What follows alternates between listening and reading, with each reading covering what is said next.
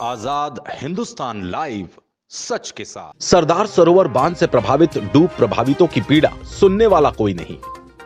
एकलबारा गांव के 60 मकान न डूब के रहे न पुनर्वास के।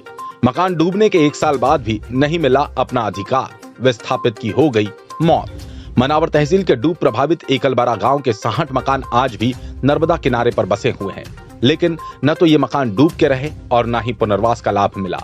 अब ये विस्थापित कहां के निवासी हैं, ये आज भी कागजों में ही अटका हुआ है। विस्थापितों को आज भी अपने संपूर्ण पुनर्वास का इंतजार है। एकलबारा के 19 परिवारों का सितंबर 2019 में भू अर्जन हुआ, जिसमें नर्मदा घाटी विकास प्राधिकरण द्वारा मात्र 6 परिवारों को डूब में माना गया और बाकी के 13 परिवारों को फिर से डूब से बाहर दर्शाया गया। लेकिन भू अर्जन की प्रक्रिया कहां तक बढ़ी, इसकी कोई भी जानकारी नहीं दी जा रही। एकलबारा गांव के डूब प्रभावित बादाम सिंह पिता उमराव सिंह का मकान डूबे हुए 1 साल हो गया, लेकिन अभी तक भी पुनर्वास का लाभ नहीं मिल पाया।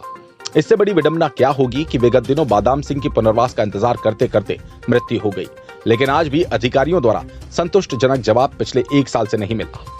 बादाम सिंह के पुत्र बताते हैं कि पिछले साल जब डूब आई थी तब मकान की दीवारें गिर गई। तब नर्मदा घाटी विकास प्राधिकरण मंत्री, धार कलेक्टर, पुनर्वास अधिकारी, मनावर विधायक घर देखकर गए।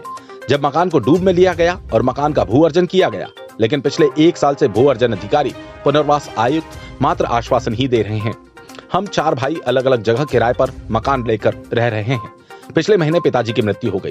आज जब भू अर्जन अधिकारी से हमारे बारे में बात करते हैं तो कहते हैं पिताजी की मौत के बाद हम उनका पैसा नहीं देंगे क्योंकि वो मर गए।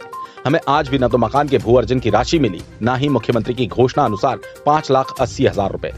नर्मदा बचाओ आंदोलन के कार्यकर्ता रोहित ठाकुर बताते हैं कि पिछले 1 साल से विस्थापितों के कार्य 5,80,000 रुपए देने का वादा, मकान के भू अर्जन, टीन शेड में रह रहे परिवार, डूब में बनाए गए पंचनामों, 60 लाख संबंधी जिनकी जमीन डूबी उन पर कार्रवाई आदि के बारे में शासन की प्रगति अब तक नहीं हो पाई।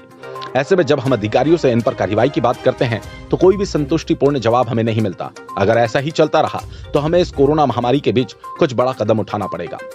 मनावर से कौशिक पंडित की रिपोर्ट।